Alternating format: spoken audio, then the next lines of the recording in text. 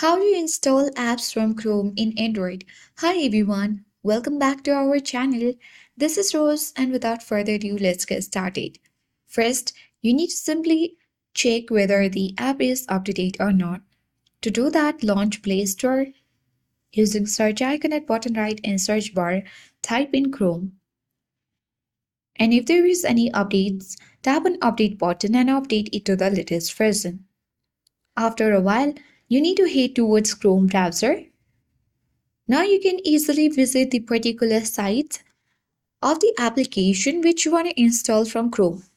So let's tap on the search bar and type in truecaller.com.